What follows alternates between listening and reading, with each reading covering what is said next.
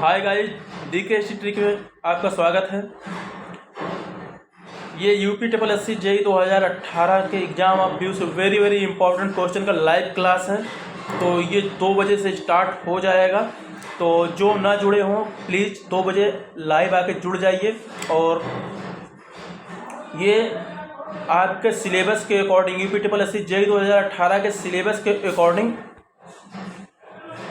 ये क्वेश्चन है जो आपके UPSSC JEE आयोग में मान्य है। और उसके बाद आपके UPSSC JEE 2018 इस बार सिलेबस चेंज हो गया, थोड़ा सिलेबस का भी ध्यान रखना। आपके सिलेबस में इस बार टेक्निकल के 150 क्वेश्चन आएंगे, 150 क्वेश्चन आने वाले हैं। इसके पहले 125 क्वेश्चन आते थे। तो हम आपका अभी तो आज मेरा 50 क्वेश्चन रहेगा, इसके बाद हम आपका 150 पर डे क्वेश्चन कराने वाले हैं। तो जो ना जुड़े हों प्लीज़ जुड़ जाइए लाइव क्लास। और कल हम 20 क्वेश्चन कराए थे, आज हम उसके आगे नेक्स्ट क्वेश्चन कराने वाले हैं। ये क्वेश्चन आपके गुप्ता एंड गुप्ता खुरमी और जो एग्ज़ाम में आए हुए क्वेश्चन हैं। तो देरी ना करते हुए स्टार्ट करते हैं अपने क्वेश्चन को। तो क्वेश्चन नंबर 21 आपकी स्क्रीन पर दिखाई दे रहा है। तो चलते हैं, क्वेश्चन नंबर 21 क्या है। Wrought iron is manufactured from pig iron. Wrought iron जब हम पिग आयरन से यानी पिग आयरन कच्चा लोहा से जब हम पिटवा लोहा बनाते हैं तो कौन से प्रोसेसिंग का हमें सामना करना पड़ता है। देखते हैं option, refining, pudding, singling, all the above. तो यहाँ पे आपका option number D is right option. यानी कि जब हम पिटवा लोहा कच्चे लोहे से बनाते हैं तो हमें रिफाइनिंग करना होता है पिग आयरन का, पडिंग करना होता है सिंगलिंग, यानी कि आपको तीनों प्रोसेसिंग से गुजरना पड़ता है। तो option number D is right option. अगला क्वेश्चन, क्वेश्चन नंबर 22। और एक चीज़ और बता दें आपको, ये पिटवा लोहा होता क्या। अगर आपके स्टील में कार्बन की मात्रा जो है 10.15% 0.15% से कम है तो उसको हम पिटवा लोहा बोलेंगे, रॉट आयरन बोलेंगे। यानी कि सबसे कम मात्रा में कार्बन अगर किसी में होता है तो पिटवा लोहा में होता है। तो ये आप क्वेश्चन में पूछता है, एग्जाम में आपको क्वेश्चन पूछता है कि सबसे कम मात्रा में लोहा किस आयरन में होता है, तो पिटवा लोहा यानी रॉट आयरन में होता है। तो अब चलते हैं नेक्स्ट क्वेश्चन, क्वेश्चन नंबर 22।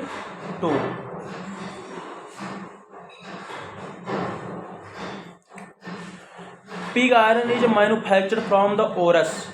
यानी अयस्क से कच्चा लोहा बनाने का कौन सी विधि है या कौन सी प्रोसेसिंग से हमें गुजरना पड़ेगा। देखते हैं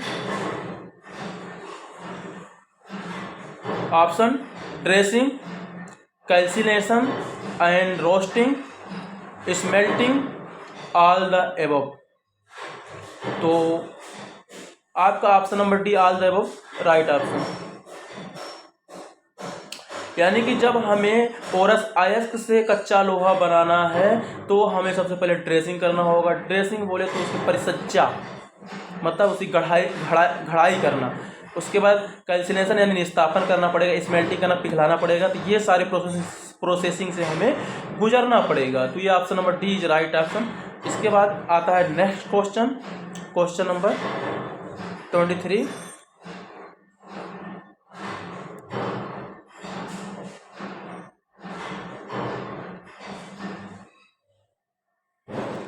क्विक लाइम इज। तो क्विक लाइम क्या होता है, पहले तो आपको बता दें क्विक लाइम जो होता है शुद्ध चूना होता है। क्विक लाइम, इसको रिच लाइम भी बोलते हैं और कई नामों से जानते हैं। तो क्विक लाइम की विशेषता यह होती है कि इसमें जो अशुद्धियाँ होती हैं 5% से कम होती है। यानी क्ले की मात्रा अगर हम देखें इसमें 5% से भी कम होती है। और कैल्शियम ऑक्साइड CaO की मात्रा इसमें 95% से ज़्यादा होता है। कैल्शियम ऑक्साइड की मात्रा 95% से मोर होता है, इसीलिए ये शुद्ध चूना कहा जाता है। और उसके बाद इसके अगर ऑप्शन देखें तो ऑप्शन जो होगा आपका यहाँ पे स्लो इन सेटिंग में ये, और अगला rapid in Slaking, good in strength. तो बता दें आपको ऑप्शन जो फर्स्ट है स्लो इन सेटिंग सही है। यानी कि इसमें क्ले की मात्रा ना होने से इसका जो सेटिंग होता है बहुत स्लो होता है, रैपिड इंक स्लैगिंग, और बहुत तेज़ी से स्लैग करता है, बुझता है बहुत तेज़ी से, ये भी सही है। गुड इन स्ट्रेंथ, तो यहाँ इसका स्ट्रेंथ जो गुड बता रहा है, गुड बिल्कुल नहीं होता, इसका स्ट्रेंथ बिल्कुल बैड होता है, इसलिए आपका फर्स्ट और सेकंड सही है। तो देख लेते हैं फर्स्ट सेकंड कहाँ पे दिया हुआ है।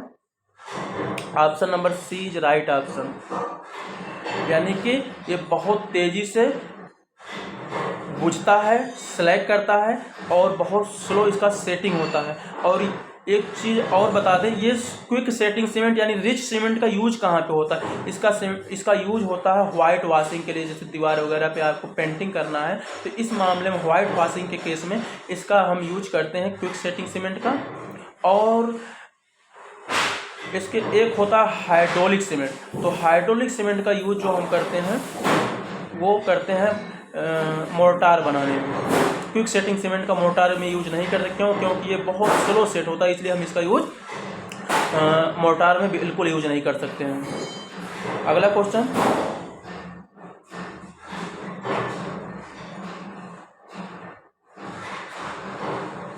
Question number 24।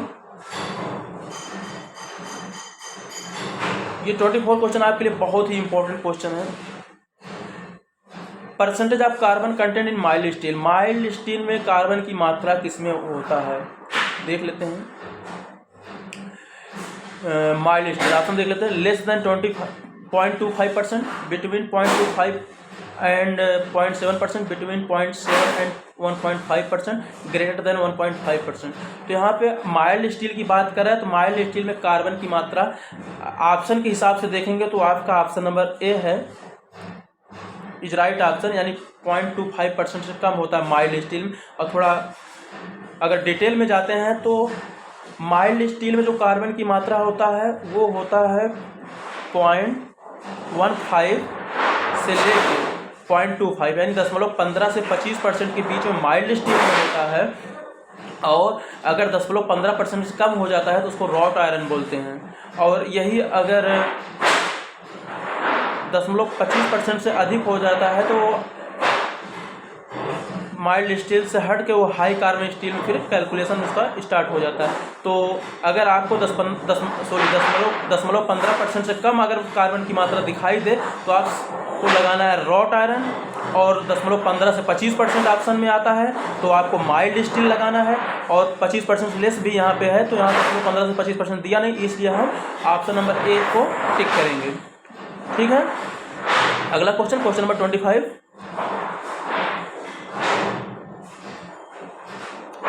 क्वेश्चन नंबर 25 क्या बोलता है, आ गया रॉट आयरन भी आपका आ गया। तो wrought iron is used for, यानी रॉट आयरन का यूज हम कहाँ पे करते हैं, तो option number A structural works in beams, small size water pipes, column and strut, इनमें से कोई नहीं। तो आपको हम बता दें स्ट्रक्चरल में तो हम माइल्ड स्टील का यूज करते हैं, कॉलम एंड स्ट्रट में भी हम रॉट आयरन का यूज करते नहीं हैं। तो यहाँ पे अगर देखा जाए स्मॉल साइज का अगर कहीं आपका पाइप लगा हुआ है तो स्मॉल साइज के पाइप में हम रॉट आयरन का यूज कर सकते हैं। और स्ट्रक्चरल में किसका यूज करते हैं, माइल्ड स्टील का यूज करते हो। इस क्वेश्चन के अकॉर्डिंग अगर हम देखेंगे तो हमारा option number B is right option, small size का वाटर पाइप में हम रॉट आयरन का यूज करते हैं। ठीक है, अगला question, question number 26।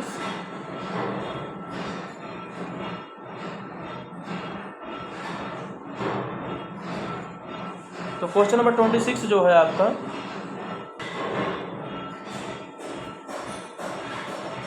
Cast iron is use for. अब कास्ट आयरन कहाँ पे यूज होता है, रॉट आयरन का मैंने बता दिया स्मॉल साइज के पाइप में यूज होता है, तो रॉट आयरन का यूज कहाँ पे करते हैं। ऑप्शन देखते हैं, स्ट्रक्चरल वर्क्स इन बीम, तो बीम के लिए हम माइल्ड स्टील का यूज करते हैं, small size water pipe wrought iron का यूज करते हैं। Option number C column and strut, none of the above. तो यहाँ फ्रेंड्स आपका जो ऑप्शन सी होगा इज राइट ऑप्शन होगा, कॉलम एंड स्ट्रट। तो देखना आप कॉलम एंड स्ट्रट क्या होता है, कास्ट आयरन की बात हो रहा है ना, तो क्यों यहाँ पे ये सही है?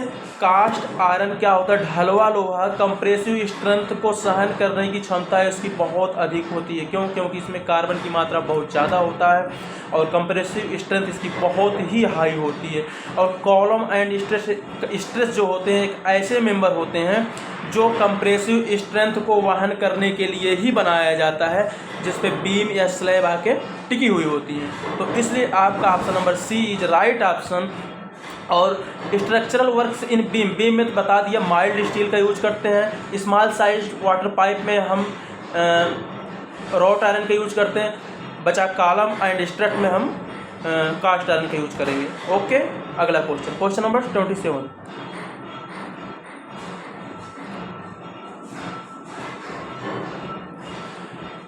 Question number 27, bulking of sand is caused due to, यानी बल्किंग ऑफ सैंड, सैंड में जो बल्किंग होता है, जो सैंड में मतलब एक तरह से कहा जाए मॉइस्चर आ जाने के बाद जो उसमें उसके उसका वॉल्यूम जो बढ़ जाता है उसी को हम बोलते हैं बल्किंग ऑफ सैंड। तो ऑप्शन देख लेते हैं, surface moisture, air voids, viscosity, clay content. आपका option number A is right option. Option number A is right option, यानी सरफेस मॉइस्चर। जब सैंड की जो पार्टिकल होते हैं उसके चारों तरफ मॉइस्चर आके जम जाते हैं, यानी मॉइस्चर आ जाते हैं, तो क्या होता है सैंड की वॉल्यूम जो हो जाती है बढ़ जाती है। और आपको बता दें किस साइज के सैंड में बल्किंग सबसे अधिक होती है, यानी कि सैंड की पार्टिकल जितने छोटे होंगे उसकी बल्किंग उतने अधिक होगा, और सैंड की पार्टिकल जितने अधिक होंगे तो उसकी बल्किंग उतने ही कम होगा। आप ध्यान दीजिएगा कि जो हम बता रहे हैं ये आपके लिए बहुत ही। और आपने देखा होगा जो हमारे दोस्त कैंडिडेट, हमारे भाई बंधु एग्ज़ाम 2016 का दिए होंगे, अभी जो हुआ है दिसंबर में, तो आपने देखा होगा ये बिल्कुल बेसिक क्वेश्चन पूछ रहा है, कंसेप्ट वाइज क्वेश्चन पूछ रहा है। इसीलिए हम आपको इसी टाइप से क्वेश्चन में पूरा कंसेप्ट क्लियर कर रहे हैं ताकि आपको एग्ज़ाम में किसी प्रकार की समस्या ना हो। अगला क्वेश्चन, क्वेश्चन नंबर 28 पे चलते हैं।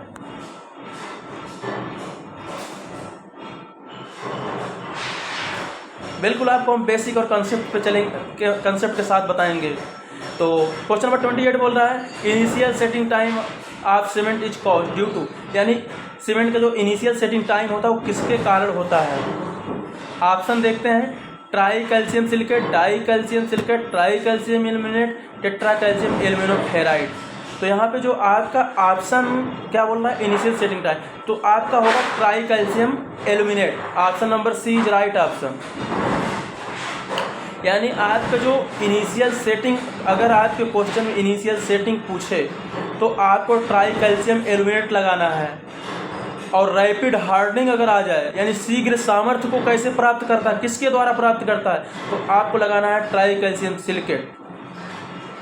और अगर आपको पूछे अल्टीमेट स्ट्रेंथ, यानी कि सर्वाधिक स्ट्रेंथ, लॉन्ग टाइम तक स्ट्रेंथ किसके द्वारा, किस कंपाउंड के द्वारा प्राप्त करता है, तो आपको लगाना है die calcium silicate.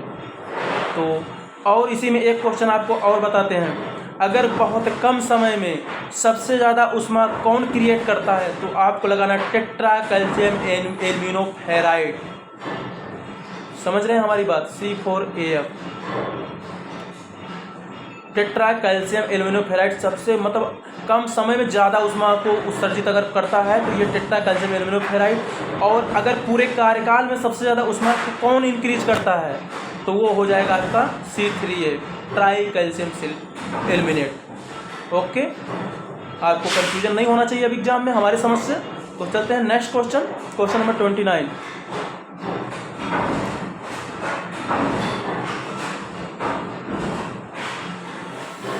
Early attainment of strength in rapid hardening cement. आपको मैंने अभी बताया रैपिड हार्डनिंग के बारे में, तो रैपिड हार्डनिंग का भी आ गया।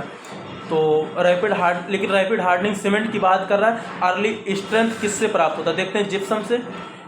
Final grading try calcium silicate, tri calcium aluminate. तो यहाँ पे अगर अर्ली अटेनमेंट स्ट्रेंथ की बात किया जाए तो ऑप्शन के अकॉर्डिंग अगर देखा जाए फाइन ग्राइंडिंग, तो option B is right option. आप सीमेंट जितना ज़्यादा महीन पिसा होगा, जितना ज़्यादा फाइन उसकी ग्राइंडिंग हुई होगी, उतना मतलब उसकी अर्ली स्ट्रेंथ जो होगा, स्टार्टिंग का जो स्ट्रेंथ होगा बहुत अधिक होगा, मैक्सिमम होगा। और जिप्सम बता दें जिप्सम क्यों यूज होता है। जिप्सम आपका एक रिटार्डर है, सेटिंग टाइम को बढ़ाने के लिए हम जिप्सम का यूज करते हैं। तो अगला question,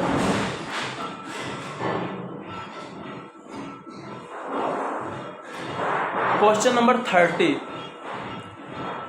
nice is obtained from. तो नाइस को पहले तो हम आपको बता दें, नाइस कौन सा चट्टान होता है। नाइस एक कायांतरित रूपांतरित चट्टान होता है। किसके कायांतरण और रूपांतरण से प्राप्त होता है? ये ग्रेनाइट के। तो हमने बताया आपको ये कायांतरित रूपांतरित बोले तो मेटाफॉर्मिक रॉक्स है। ऑप्शन नंबर बी यहाँ पे राइट ऑप्शन। नाइस क्या है? ये मेटाफॉर्मिक रॉक्स है और ये ग्रेनाइट के रूपांतरण से ये प्राप्त होता है। अगला question, question number 31,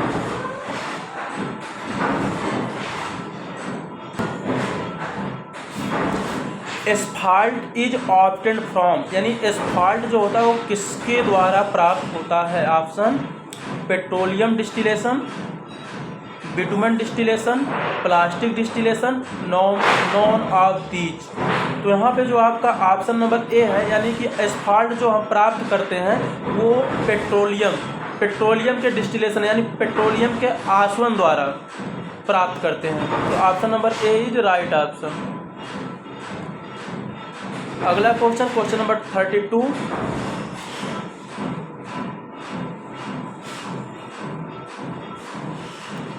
the normal curing period for lime mortar, यानी कि लाइम चूने के मसाले से जो हम कंस्ट्रक्शन करते हैं उसका नॉर्मल क्यूरिंग टाइम कितना होता है, सामान्य तराई काल कितना होता है? तो ऑप्शन देख लेते हैं, 1 डे, 3 डे, 7 डे, 10 डे।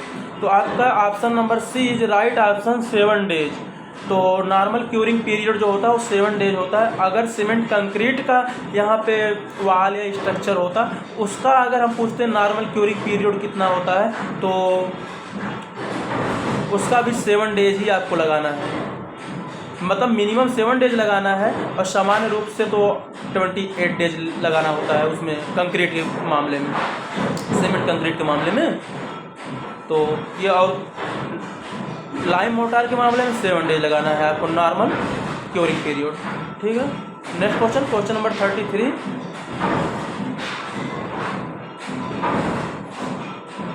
जी। तो 33 बोल रहा है कि glazing is use to make earthenware. Earthenware को हिंदी में बोलते हैं मृद भांड, यानी कि मृद भांड यानी अर्थनवेयर पे ग्लेजिंग क्यों किया जाता है? ऑप्शन हार्ड करने के लिए, सॉफ्ट करने के लिए, पोरस करने के लिए, इम्परवियस करने के लिए। तो आपका ऑप्शन नंबर डी यहाँ पे राइट ऑप्शन है, मॉइस्चर करने के लिए। यानी कि ग्लेजिंग जो यूज किया था वो मॉइस्चर इम्परवियस बनाने के लिए। इम्परवियस क्या, पहले तो आपको ग्लेजिंग बता देते हैं। अर्थनवेयर पे जब हम किसी कांच या जिंक की लेयर लगा देते हैं, ज़्यादातर हम ग्लेजिंग में कांच का यूज करते हैं, लीड का यूज करते हैं। क्या होता है ना कि जैसे हमारा अर्थनवेयर है उस पर जब हम इसका लेयर चढ़ा देंगे तो क्या होगा, मॉइस्चर इस पार से उस पार मॉइस्चर जो नहीं जा पाता है, ये इसमें फ़ायदा होता है। तो फ्रेंड, मॉइस्चर को रोकने के लिए हम उसको, यानी मॉइस्चर को रोकने के लिए, वाटर प्रूफिंग बनाने के लिए हम उसको इम्परवियस बना देते हैं। किसके द्वारा? ग्लेजिंग के द्वारा। तो ऑप्शन आपका डी राइट ऑप्शन है ना। अगला क्वेश्चन, क्वेश्चन नंबर 34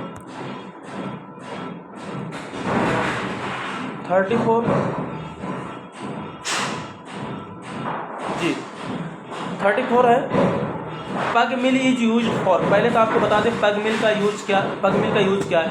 हम ईंट की मिट्टी जब तैयार करते हैं तो पग मिल के द्वारा हम उस मिट्टी को गुथाई करने में यूज करते हैं। देखते हैं गुथाई से लेके कोई ऑप्शन है। Option preparation of clay, moulding of clay, drying of BRICS, burning of BRICS. तो यहाँ पे आपका गुथाई से लेके कोई ऑप्शन नहीं दिख रहा, लेकिन हाँ, मिट्टी को तैयारी करना भी तो एक गुथाई ही तो है। तो यहाँ पे आप ऑप्शन के हिसाब से देखेंगे तो हमारा option number A is right option, preparation of clay is right option. और मोल्डिंग का मतलब होता है ईंट को ढालना, मोल्ड करना, और ड्राइंग का मतलब होता है ब्रिक को सुखाना, और बर्निंग का मतलब लास्ट में भट्ठे में पकाना। ठीक है, अगला क्वेश्चन 35 पग मिल का दूसरा क्वेश्चन आ गया, सेम बस ऑप्शन अलग है, तो इसलिए आपको कन्फ्यूजन ना हो, इसलिए हम दोनों टाइप क्वेश्चन लेके आए आपके लिए। पग मिल इज यूज फॉर, किसके लिए यूज होता है? Softening brick earth, brick earth को सॉफ्ट करने के लिए, moulding brick earth, brick earth को ढालने के लिए, टेम्परिंग ब्रिक अर्थ, और option number D providing brick earth. तो फ्रेंड्स यहाँ पे आपका option number tempering, C is right option.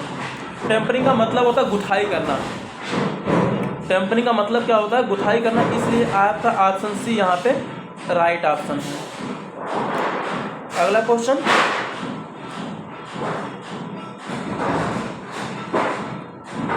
कौन सा क्वेश्चन था ये? 35। अब अगला question 36, question number 36, the nominal size of the moulded brick. Option देख लेते हैं, 190 mm गुणे 90 mm गुणे 80 mm, 190 mm गुणे 190 mm गुणे 90 mm, 200 गुणे 100 गुणे 100, 200 गुणे 200 गुणे 100। तो यहाँ पे जो आपका ऑप्शन है 200 गुणे 100 गुणे 100, यानी ऑप्शन नंबर सी करेक्ट है। 200 नॉमिनल साइज सही करेक्ट है। तो आपको पहले ये ऑप्शन तो आपको सही हो गया सी, लेकिन आपको थोड़ा सा क्लियर करते हैं नॉमिनल साइज और स्टैंडर्ड मॉड्यूलर साइज क्या होता है। जब भी आपको नॉमिनल साइज पूछा जाए तो ये नॉमिनल साइज जो होता है वो मसाले के साथ में जो साइज होता है, मसाला लगने के बाद जो ईंट का साइज हो जाता है वो नॉमिनल साइज होता है। और स्टैंडर्ड या मॉड्यूलर साइज की अगर एग्जाम में पूछा जाए तो इसका मतलब ये होता है बिना मसाले के जो साइज होता है ये होता है 190 गुणे 90 गुणे 90 mm, वो आपका राइट ऑप्शन होगा। तो आप कन्फ्यूज ना होना, जब मॉडुलर साइज पूछे तो 190 गुणे 90 गुणे 90, और जब नॉमिनल साइज पूछा जाए तो 200 गुणे 100 गुणे 100। ठीक है, ऑप्शन नंबर सी यहाँ राइट है। अगला क्वेश्चन चलते हैं 37।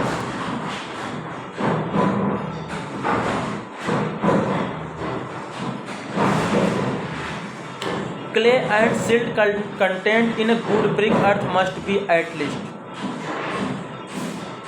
यहाँ पे पूछा जा रहा है कि क्ले और सिल्ट की मिनिमम मात्रा कितनी होती है ईंट की मिट्टी में। ऑप्शन 50%, 40%, 30%, 25%। तो यहाँ पे आपका option number A 50% is right option. थोड़ा सा और क्लियर कर लेते हैं, ईंट की मिट्टी में जो सिलिका की मात्रा होता है वो 50 से 60% होता है, और क्ले की जो मात्रा होता है वो 20 से 30% होता है। आप कंफ्यूज ना होना, अगर आपको अलग अलग कहीं पूछा जाए तो आप 50 से 60% सिलिका लगाना, 20 से 30% क्ले लगाना, और अगर दोनों साथ में क्ले एंड सिल्ट पूछा जाए तो आपको लगाना है 50%। Okay clear. अगला क्वेश्चन,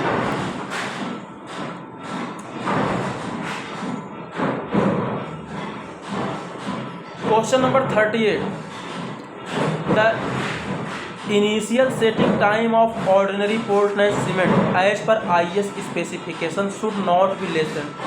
यानी ऑर्डिनरी पोर्टलैंड सीमेंट का इनिशियल सेटिंग टाइम क्या होता है? ऑप्शन 10 मिनट, 30 मिनट, 60 मिनट, और ऑप्शन नंबर डी कितना है 600 मिनट। तो यहाँ पे आपको हम बता दें, आपका जो ऑप्शन है 30 मिनट इज राइट ऑप्शन। अब आप पूरा डिटेल में जान लीजिए। ऑर्डिनरी पोर्टलैंड सीमेंट का initial setting time 30 minute, final setting time 10 hour. अगर रैपिड हार्डनिंग सीमेंट की बात करें तो इनिशियल सेटिंग टाइम 30 ही मिनट होगा और फाइनल सेटिंग टाइम 10 आवर ही होगा। और इसके बाद क्विक सेटिंग सीमेंट की बात करता है तो initial setting time 5 minute, final setting time 30 minute.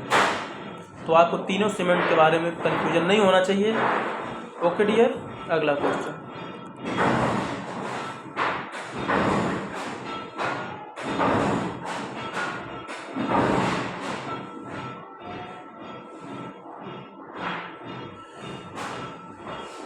According to IS specification the compressive strength of ordinary Portland cement after 3 days should not be less then.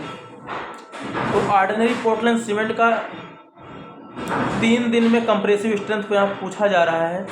Option देख लेते हैं, 7 मेगापास्कल, 11.5 मेगापास्कल, 16 मेगापास्कल और 21 megapascal.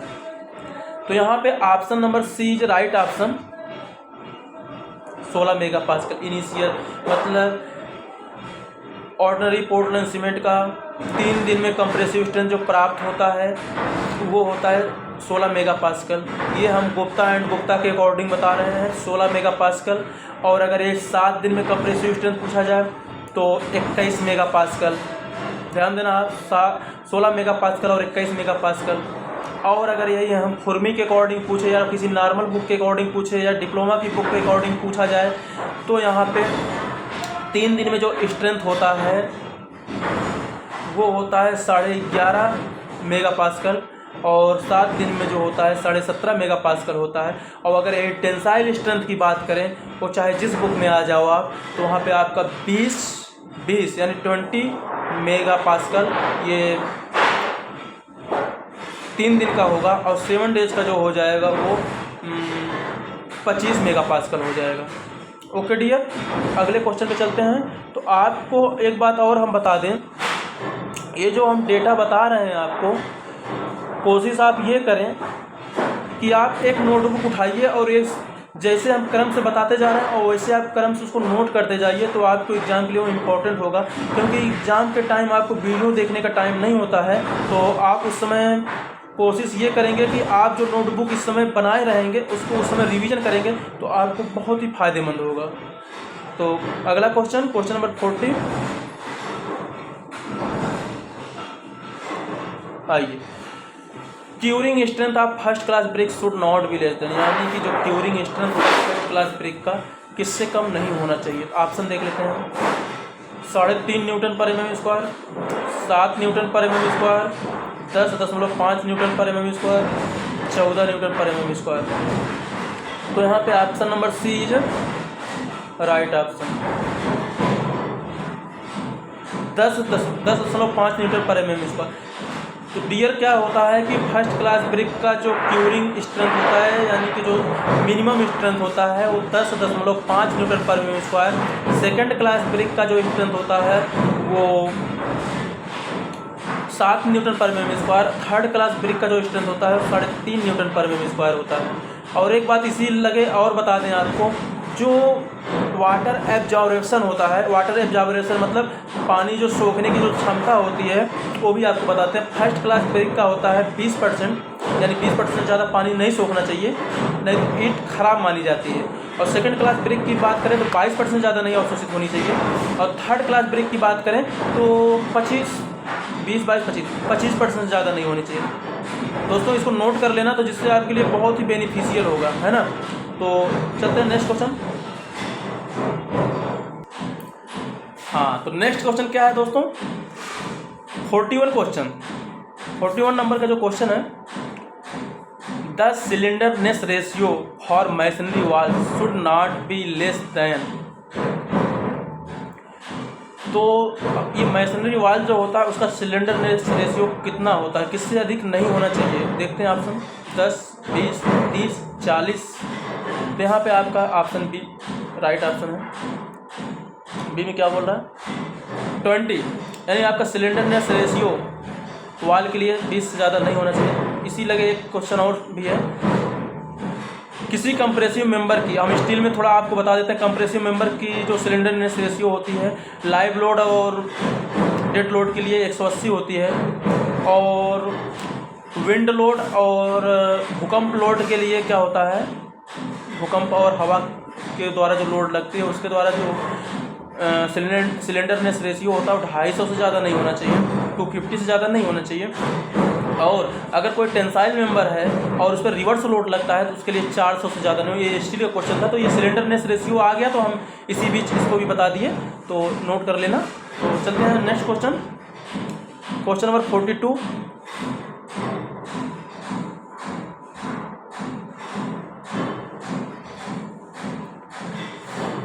For construction of structures under water the type of lime use.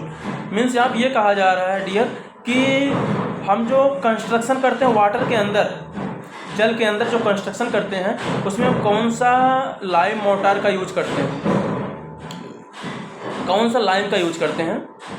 Option देखते हैं, hydraulic lime, height lime, quick lime, pure lime.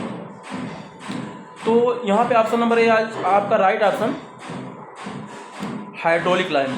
Hydraulic line का use जो करते हैं वो अंडर वाटर करते हैं और मोटार में करते हैं। बाकी ऑप्शन 3 जो आपके दिए fat line, quick line, pure line, इसका यूज वाइट वॉशिंग के लिए करते हैं, वाइट मतलब दीवार पे पेंटिंग के लिए करते हैं। अगला question,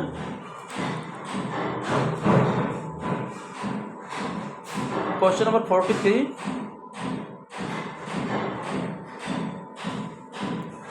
pick up the correct statement from the following method of saving timber, यानी सॉरी साविंग टिम्बर। टिम्बर की चिराई का जो मेथड यहाँ पे दिया हुआ है, सेविंग नहीं है साविंग है। साविंग का मतलब होता है चिराई करना। तो कौन से यहाँ पे ऑप्शन राइट हैं देखते हैं। Tangentially to annual rings is known as tangential method. Second, in 4 quarters such that each board cuts annual rings at angle not less than 45 degree is known as quarter sawing। ये भी सही है। cut out of quarter logs parallel to the medullary ridge and perpendicular to annual rings is known as radial sawing। यानी आपके 3 के तीनों option सही है। तो ऑप्शन नंबर डी दिया हुआ है all of the above. All of the above option यहाँ पे सही है। तो थोड़ा सा एक्सप्लेन कर देते हैं। तो टेंजेंशियल साविंग क्या होता है, जैसे कोई हमारा लट्ठा है, टिम्बर है, जब हम काट लाते हैं लट्ठा, तो उसके अगर टेंजेंशियली स्पर्शी अगर हम चिराई करते हैं तो उसको क्या बोलते हैं, एनुअल रिंग। एनुअल रिंग जो सर्कल में होते हैं तो उसके एनुअल रिंग के स्पर्शी अगर हम साविंग करते हैं, चिराई करते हैं, तो उसको बोलते हैं टेंजेंशियली मेथड। तो ये आपका समझ में आ गया होगा।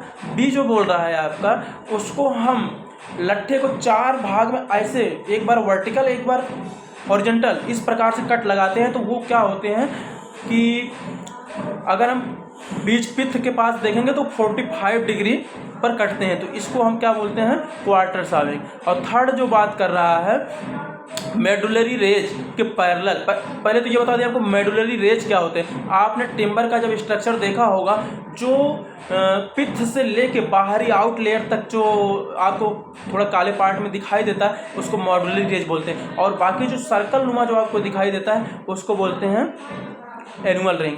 तो यानी एनुअल रिंग को बांध कर रखता है कौन, मेडुलरी रेज। तो आपके जब साविंग यानी चिराई वो मेडुलरी रेज के समांतर करें और एनुअल रिंग के परपेंडिकुलर करते हैं तो उसको हम बोलते हैं रेडियल यानी तिरछी चिराई। तो आपका ऑप्शन नंबर डी सही है। अगर आपको कन्फ्यूजन हो तो आप कमेंट में जरूर पूछना। बाकी तो हमने कोशिश किया, प्रयास किया कि अच्छे से आपको एक्सप्लेन करने का। ओके डियर, अगला क्वेश्चन,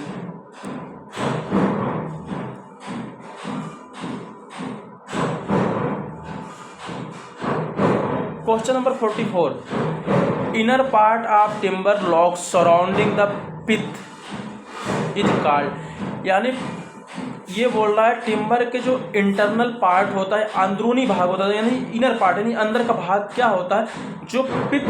वैसे तो हमें पता है अंदर का भाग को हम क्या बोलते हैं, पिथ बोलते हैं। ध्यान देना, पिथ बोलते हैं, पिथ। और कहीं कहीं मेडुला भी बोलते हैं, मेडुला, मेडुलरी रेज और मेडुला में अंतर है डियर। तो मेडुला भी बोलते हैं और पिथ भी बोलते हैं। तो पिथ क्या होता है, वो सबसे इनर पार्ट होता है जो ब्लैक होता है। आप टिम्बर के बीचों बीच देखेंगे तो एक ब्लैक सा होता है एकदम, मतलब पूरा एकदम बीच में देखेंगे तो ब्लैक होता है, उसको हम बोलते हैं पिथ। अब पिथ, क्वेश्चन पूछ रहा है पिथ के चारों ओर का जो होता है और टिम्बर के इनर पार्ट होता है उसको हम बोलेंगे। अगर हम ऑप्शन देख लेते हैं, sapwood, cambium layer, hardwood, none of them, यानी इस तीनों में से सबसे अंदर अगर देखा जाए तो हमको समझ में आ रहा है हार्डवुड। आपका option number C is right. आप तो आपको एक बार फिर से एक्सप्लेन करते हैं। सबसे इनर पार्ट क्या होता है, पिथ होता है। पिथ के जस्ट ऊपर आएंगे तो हार्डवुड होता है, हार्डवुड के और ऊपर आते हैं तो सैपवुड होता है, सैपवुड के और बाहर आते हैं तो कैम्बियम लेयर आता है, और कैम्बियम लेयर के जस्ट ऊपर आते हैं तो बार्क आता है। बार्क के भी 2 पार्ट होते हैं, inner bark, outer bark. Inner part cambium layer के जस्ट ऊपर, और बाहर की तरफ जो हमें दिखाई देता है उसको हम आउटर बार्क बोलते हैं। तो आपका कन्फ्यूजन यहाँ से पूरी की पूरी हम शायद दूर कर दिए होंगे। तो चलते हैं नेक्स्ट क्वेश्चन, क्वेश्चन नंबर 45।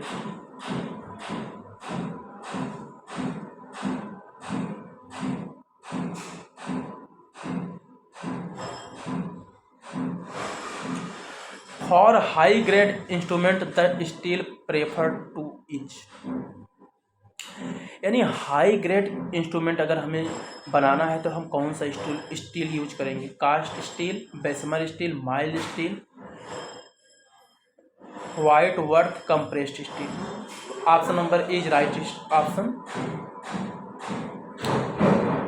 आप तो कंफ्यूज होंगे कि आपने ये क्या बता दिया कि मतलब हाई ग्रेड का हम इंस्ट्रूमेंट बना रहे हैं, वो भी आप यूज करवा रहे हैं आपको कास्ट आयरन कास्ट स्टील। क्यों? हम बता दें आपको, हाई ग्रेड इंस्ट्रूमेंट बना रहे हैं अगर, क्यों हाई ग्रेड का अगर हमारा कोई इंस्ट्रूमेंट है तो उसको स्ट्रेंथ भी अच्छी होनी चाहिए, स्ट्रेंथ उसी की अच्छी होगी जिसमें कार्बन की मात्रा बहुत अधिक होगी, इसीलिए हम कास्ट स्टील का यूज करेंगे यहाँ पर। माइल्ड स्टील तो आपको केवल स्ट्रक्चरल में यूज करते हैं, जो हम कंस्ट्रक्शन करते हैं उसमें यूज करते हैं, तो आप कन्फ्यूज ना होना, कास्ट स्टील यहाँ पे यूज होगा। क्यों? क्योंकि हाई ग्रेड का हमें इंस्ट्रूमेंट बनाना है जिसकी स्ट्रेंथ हमें पावरफुल बनाना है, ज़्यादा उसकी स्ट्रेंथ हो, तो इसके लिए हमें option number A cast steel use करेंगे। अगला क्वेश्चन 46।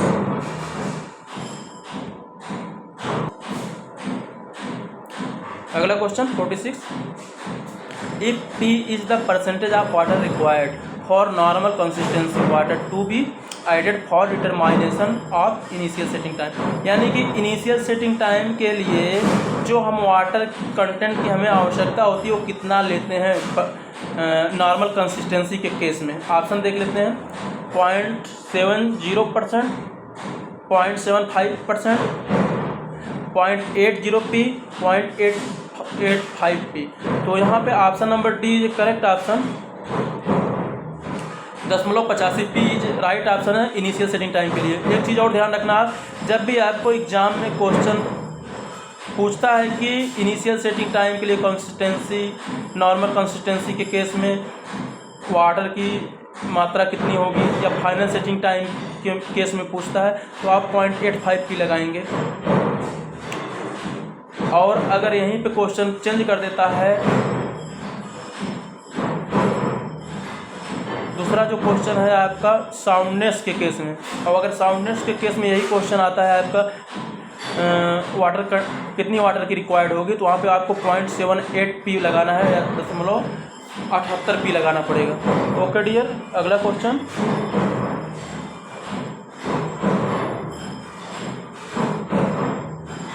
Question number 27।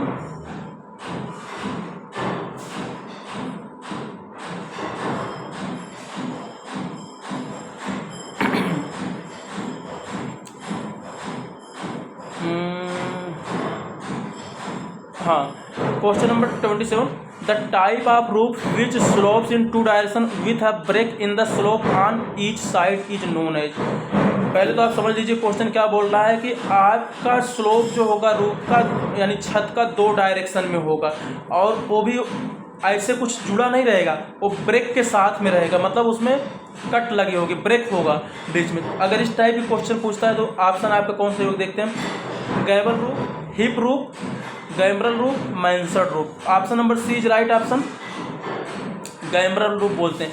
यानी कि जब आपके क्वेश्चन में 2 डायरेक्शन में स्लोप हो और ब्रेक के साथ में दिया हो, ऐसे में आपको गैम्ब्रल लगाना है। और यही क्वेश्चन चेंज करता है, आपका जो स्लोप हो 4 डायरेक्शन हो और ब्रेक के साथ में हो, तो आपका मैंसर्ड रूफ हो जाएगा, ऑप्शन नंबर डी हो जाएगा।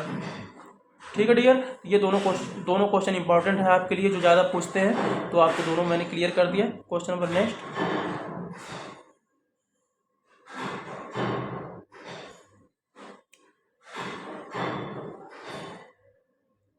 The process of decarbonizing the pig iron completely and then adding proper percentage of carbon for manufacturing steel is called। यानी कि डियर ये पूछ रहा है यहाँ पे, पिग आयरन में डिकार्बनाइजिंग मतलब आपको कार्बन को फिनिश करना, समाप्त करना, कार्बन को फिनिश करना, कार्बन को समाप्त करना,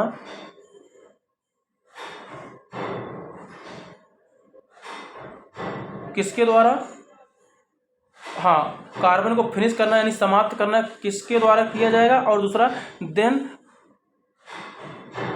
adding proper percentage of carbon for manufacturing steel. और स्टील में प्रॉपर अगर हमें कितना मतलब कार्बन को प्रॉपर मिलाना है, तो ये कौन से प्रोसेस के द्वारा, मतलब पिग आयरन से हम कार्बन को रिमूव कर सकते हैं, डिकार्बनाइजिंग कर सकते हैं, और स्टील में हमें प्रॉपर कितनी मात्रा में लेनी है, ये किस मेथड के द्वारा हम उसमें प्रॉपर तरीके से मिला सकते हैं। तो देखते हैं option, cementation process, crucible process, Bessemer process, open hearth process. तो यहाँ पे option number A is right option, cementation process. तो डियर आपको मैंने बता ही दिया कि ये सीमेंटेशन प्रोसेस है, इसके द्वारा हमें पिग आयरन से कार्बन को कम्प्लीटली रिमूव करना और स्टील में प्रॉपर कितनी मात्रा में लेना है। तो ये जो मेथड है हमारा सीमेंटेशन प्रोसेस, इससे हम कर सकते हैं आसानी से। Option number A is correct option. अगला क्वेश्चन 49,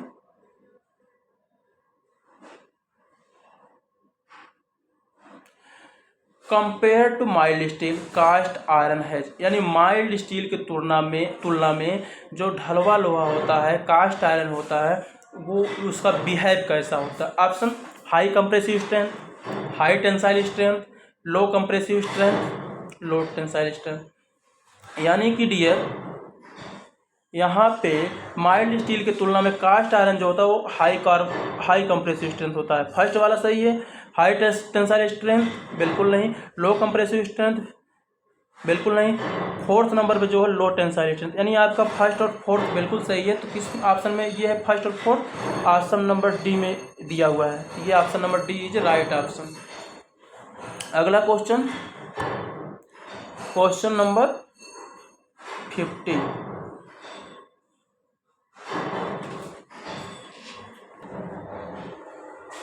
तो डियर अगला क्वेश्चन है, plywood has the advantage of greater tensile strength in longer direction, greater tensile strength in shorter direction, same tensile strength in all direction, non of दी। तो plywood की यही एक advantage है, लाभ है कि जो इसका टेंसाइल स्ट्रेंथ है ये बोथ डायरेक्शन में सेम होता है। यानी किसी भी डायरेक्शन में आप देख लीजिए प्लाईवुड की स्ट्रेंथ सेम होती है, इसमें किसी भी डायरेक्शन को नहीं देखना है आपको। तो यहाँ पे आपका option number C is right option. यानी कि प्लाईवुड की जो स्ट्रेंथ होती है और इसके जो प्लाइयाँ लगते हैं, एक चीज़ ध्यान देना, एक दूसरे के समकोण पे, एक लेयर लगाते हैं तो दूसरा लेयर इसके समकोण पे लगाएंगे ऐसे, फिर थर्ड इसके समकोण में लगाते हैं। ये चीज़ और ध्यान देना, ये भी आपको क्वेश्चन एग्जाम में पूछता है। अगला क्वेश्चन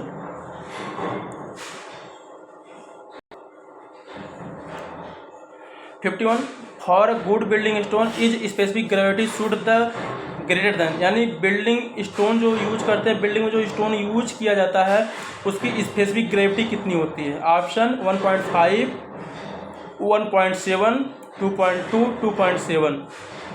तो option number D correct option. क्या हो गया? 2.7 इज राइट ऑप्शन। एक चीज़ और बता दें, बिल्डिंग स्टोन का स्पेसिफिक ग्रेविटी 2.7 होता है और वाटर एब्जॉर्प्शन किससे ज़्यादा नहीं होना चाहिए। एक चीज़ और ध्यान दीजिए आप, यानी कि वाटर एब्जॉर्प्शन यानी जल का जो अवशोषण होता है वो 5% से ज़्यादा नहीं होना चाहिए। गुड बिल्डिंग स्टोन की एक खासियत होती है। तो अगर 5% ज़्यादा अवशोषित करेगा तो वो नेग्लेक्ट कर दिया जाएगा, उसको हम यूज में नहीं लेंगे। तो इस तरह से ये क्वेश्चन फिनिश होता है। अगला question, question number 52, in arches stratified stone are placed so that their planes are. Option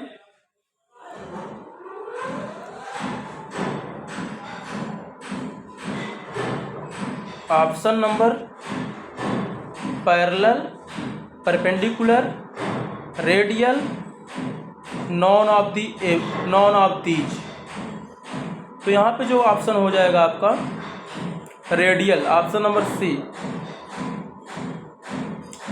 यानी कि जो ध्यान देना, आपका स्टोन को जो आपका पहले आर्च जो होता है कुछ इस तरह से होता है, आर्च इस तरह से होता है। अब उसमें जो हम स्टोन जगह जगह स्टोन को लगाते हैं उसको हम रेडियल लगाते हैं, ना कि हम हॉरिजॉन्टल लगाएंगे ना तो वर्टिकल लगाएंगे। उसको हम रेडियल, उसके जो मतलब कि प्लेन होंगे स्टोन के वो होंगे रेडियल, त्रिज्यी। तो option number C is right option. अगला question 53,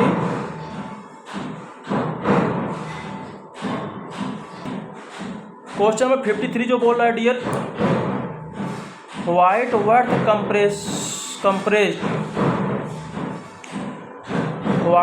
compressed steel is obtain when molten steel is subjected to pressure. यानी मोल्टेन स्टील को हम कितना कंप्रेसर दे दें कि वो Whitworth Whitworth compressed steel हमें प्राप्त हो जाए। तो यानी मोल्टेड स्टील को हम ऑप्शन देख लेते हैं 5 किलोग्राम पर mm स्क्वायर, 9 किलोग्राम पर mm स्क्वायर, 13 किलोग्राम पर mm स्क्वायर, 15 किलोग्राम पर mm स्क्वायर, यानी option number B is right option.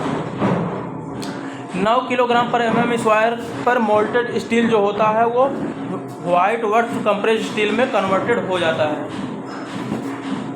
अगला question, question number 52,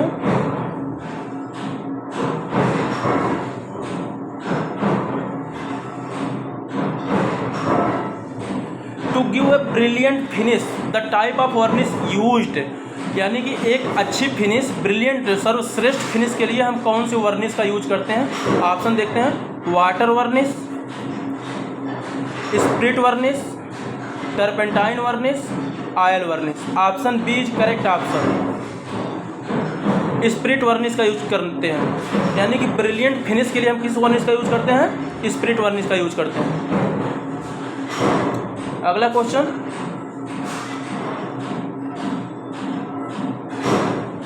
question number 55, a mortar joint in masonry which is normal to the face of wall is known as, यानी कि जो mortar joint होता है wall के लंबवत दिशा में उसको क्या बोलते हैं। Option bed joint, wall joint, cross joint, bonded joint. तो option number C is correct option, cross joint बोलते हैं। अब बेड जॉइंट क्या बोलते हैं, यानी कि एक बॉन्ड फिनिश होने का जो दूसरा बॉन्ड हम उस पर दूसरा लेयर बिछाते हैं उसको हम बोलते हैं बॉन्ड जॉइंट। वॉल जॉइंट एक वॉल के संपर्क में जो दूसरा वॉल कोई आता है, चाहे लंबवत आए, परपेंडिकुलर आए या पैरेलल जैसे भी आए, तो उसको हम बोलते हैं वॉल जॉइंट। और बॉन्डेड जॉइंट एक बॉन्ड के अंत में जो दूसरा बॉन्ड हम ऐड करते हैं तो उसको बॉन्ड जॉइंट बोलते हैं। और क्रॉस जॉइंट एक वॉल है, उसके लंबवत कोई दूसरा वॉल आके जब ऐड होता है यानी जुड़ता है तो उसको हम क्रॉस जॉइंट बोलते हैं। इस क्वेश्चन में आपका option number C is right option.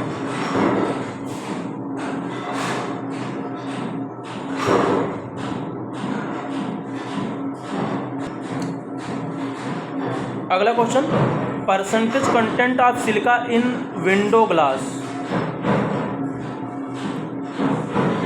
यानी कि विंडो ग्लास में सिलिका की कितनी मात्रा होती है।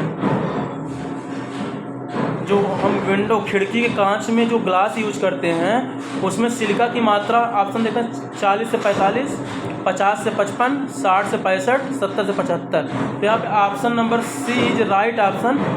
70 से 75% जो है वो सिलिका का यूज किया जाता है विंडो ग्लास में। Option number D is right option. ठीक है डियर, अगला question 57,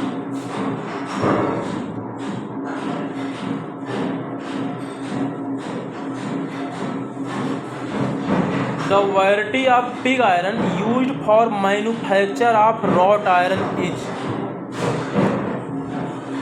the variety of pig iron used for manufacture of wrought iron is, यानी रॉट आयरन में के निर्माण में किस पिग आयरन का यूज करते हैं। Option Bessemer pig iron, grey pig iron, grey and foundry pig iron, white force pig iron, mottled pig iron. Option number C is right option, white force pig iron, यानी पिटवा लोहा के निर्माण में हम वाइट फोर्स पिग आयरन का use करते हैं। अगला question, question number 58, quick lime, quick lime क्या होता है। क्विक लाइम को एक चीज़ और ध्यान देना, क्विक लाइम को कॉस्टिक लाइम भी बोलते हैं। क्विक लाइम क्या बोलते हैं, कॉस्टिक लाइम बोलते हैं। तो ऑप्शन देख लेते हैं, is obtained by the calcination of pure limestone, ये प्योर लाइम ऑप्शन भी has great affinity to moisture, is amorphous, D all the above. यहाँ पे आपका ऑल द अबव ऑप्शन सही है। तो आपको समझा दें थोड़ा सा क्या इसमें प्रॉब्लम क्रिएट होती है। ऑल द अबव सही है, तो पहले समझ लेते हैं ऑप्शन का मतलब क्या है। Is obtained by the calcination of the pure lime stone, बिल्कुल लाइम स्टोन के कैल्सिनेशन यानी निस्तापन से ये हमारा क्विक लाइम प्राप्त होता है। ये तो आपको समझ में आ गया होगा डियर। अब सेकंड जो बोला has great affinity to moisture, यानी ये मॉइस्चर से बहुत ज़्यादा प्रभावित होती है, ये भी सही है। क्विक लाइम है, मॉइस्चर तुरंत प्रभावित हो जाती है, तुरंत बुझने लगती है मॉइस्चर के संपर्क में आते ही। उसके बाद इज एम्फोरस। एम्फोरस बोले तो ये अनियमित आकार का होता है। इज एम्फोरस मतलब जिसका आकार कोई नियमित ना हो, कोई निश्चित आकार ना हो। तो ये भी आपका सही है, यानी option number D is right option. अगला क्वेश्चन, ये कौन सा क्वेश्चन था? 58 59। अगला question 59।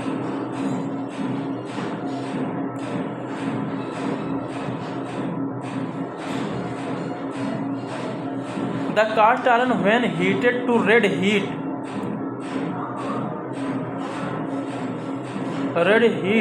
with powdered red hematite in oven for increasing its toughness is converted to। यानी कि यहाँ ये बोला है, जब हम कास्ट आयरन यानी ढलवा लोहे को हम लाल तप्त गर्म करते हैं और उसके साथ पाउडर हेमेटाइट लाल हेमेटाइट पाउडर को मिलाते हैं और भट्टी में फिर ये सब प्रोसेस जो होती है कहाँ पे होती है? भट्टी पे होती है। फॉर इंक्रीजिंग इट्स टफनेस बढ़ाने के लिए, यानी टफनेस बढ़ाने के लिए जब कच्चे लोहे को लाल तप्त गर्म करते हैं और उसमें लाल पाउडर हेमेटाइट मिलाते हैं तो किस में कन्वर्ट हो जाता है? तो ये ऑप्शन हम आपका देख लेते हैं, मोटलेट कास्ट आयरन। ये किस में कन्वर्ट हो जाता है डियर? मोटलेट कास्ट आयरन में कन्वर्ट हो जाता है। Option number C is right option. अगला question 60 sorry. The tendency of stone is to split along, यानी स्प्लिट होना मतलब एक तरह से अगर देखा जाए क्षय हो जाना। तो क्षय होने की जो प्रवृत्ति होती है वो किसके द्वारा, उसको क्या कहते हैं? Option texture, fracture, cleavage, structure. तो उसको बोलते हैं option number C cleavage is right option. अगला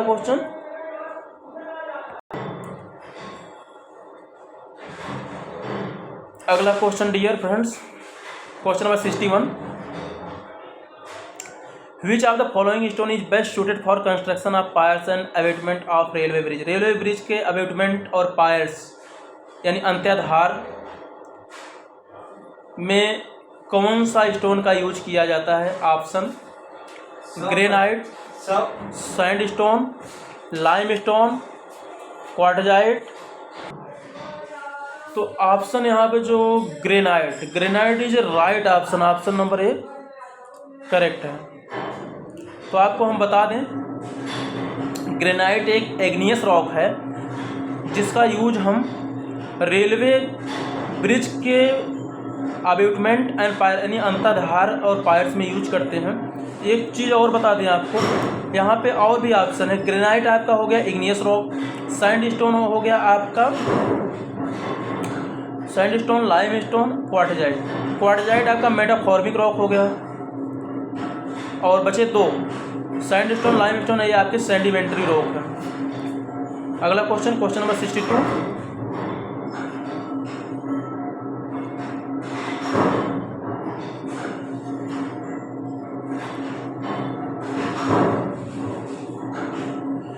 क्वेश्चन नंबर 62 एक्रेलिक शीट्स की प्रॉपर्टीज बताई गई है।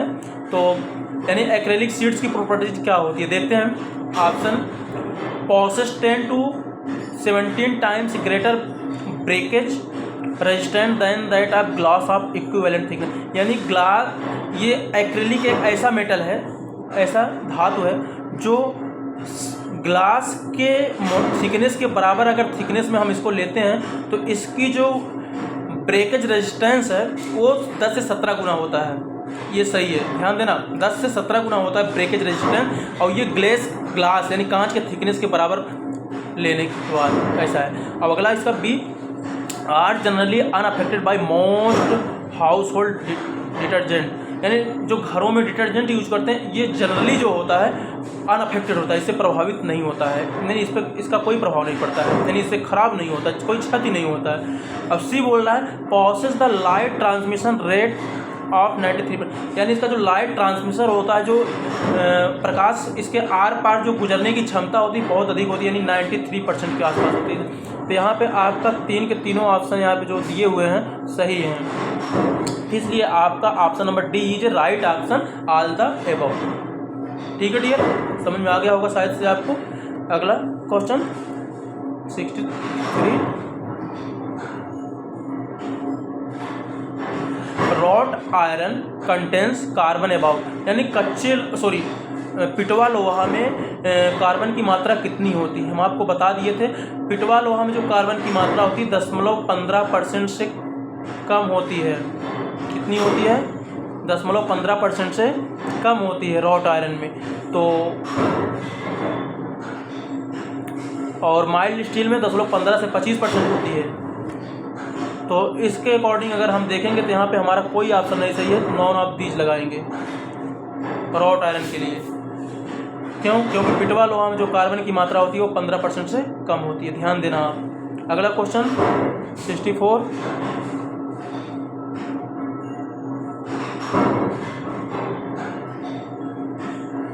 The usual percentage of clay and metal in सरमेट आर, यानी सरमेट में बताया जा रहा है यहाँ पे क्ले और मेटल की मात्रा कितनी होती है। तो देख लेते हैं 50%, 60%, 40%, 70%, 30%, 80%, 20%। तो यानी सरमेट में जो मात्रा होती है क्ले की वो होती है 80%। कितना होता है? 80%। और मेटल की जो मात्रा होती है वो होती है 20%। तो इसमें ऑप्शन में कोई मैच कर रहा है? ऑप्शन नंबर डी मैच कर रहा है आपका। Option number D is right option, यानी क्ले की मात्रा 80% और मेटल की मात्रा 20%। Okay, next question, question number 65,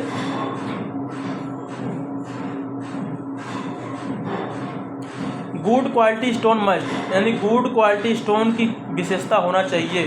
कौन कौन सा? Be durable, be free from clay, resistance action of acid. Option number D is correct option, यानी ये टिकाऊ होना चाहिए। ड्यूरेबल बोले तो टिकाऊ होना चाहिए, फ्री फ्रॉम क्ले मृतिका से मुक्त होना चाहिए, रेजिस्टेंस आयरन ऑफ एसिड्स यानी कि अम्ल के प्रति इसका जो प्रतिरोध होना चाहिए उच्च होना चाहिए। तो इसलिए option number D is right option. अगला क्वेश्चन, क्वेश्चन नंबर 65, 66। अगला question, spalling hammer is used for, यानी स्पालिंग हैमर का यूज किया जाता है। स्पालिंग हैमर का यूज किस काम में होता है? Option, driving wooden headed chisels, rough dressing of stones, carving of stones, breaking small projection of stone. तो यहाँ पे आपका option number B is right, यानी कि स्पालिंग हैमर का हम जो यूज करते हैं वो स्टोन के रफ ड्रेसिंग के लिए, मतलब जैसे ही हम खादान से क्वेरिंग से हम पत्थर को स्टोन को क्वेरी करके लाते हैं तो उसमें क्या होता है, उसमें रस होता है, शेप होता है। तो रस और शेप के होने से क्या होता है, अगर उसकी हम ट्रेसिंग करना चाहें तो बहुत आसानी से हो जाता है।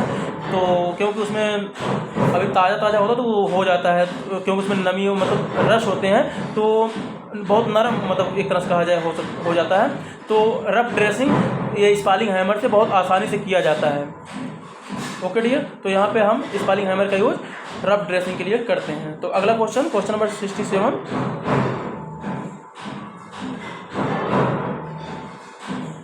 इन stone masonry stone are so placed that the direction of pressure to the plane of bedding.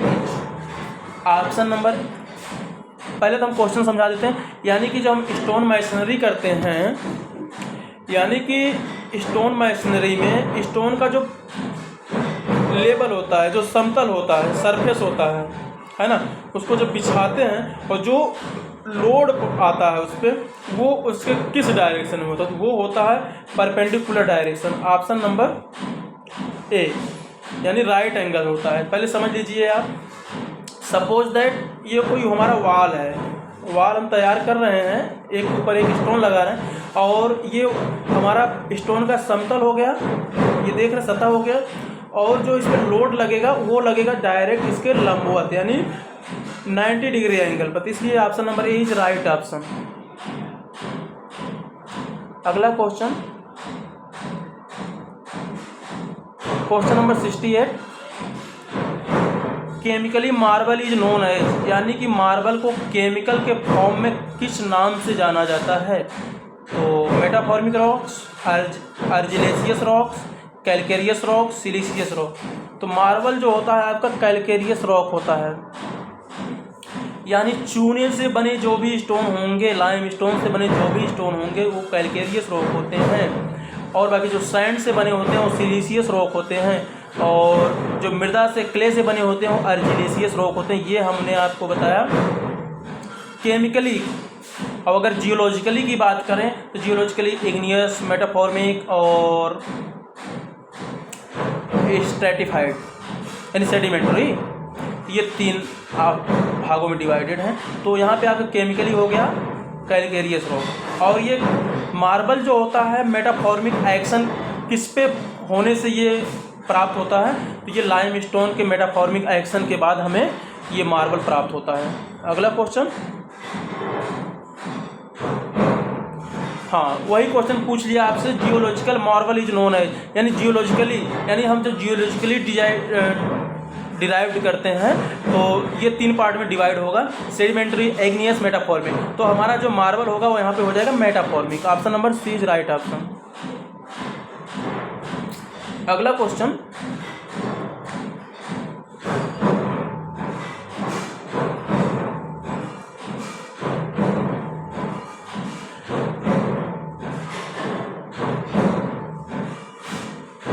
The properties of charcoal, the properties of charcoal, saltpetre and sulphur. Charcoal, saltpetre and sulphur in gunpowder by weight are respectively, यानी gunpowder में charcoal, sulphate and sulphur कितनी मात्राएं होती हैं, एक percentage में बताना है वेट के अकॉर्डिंग।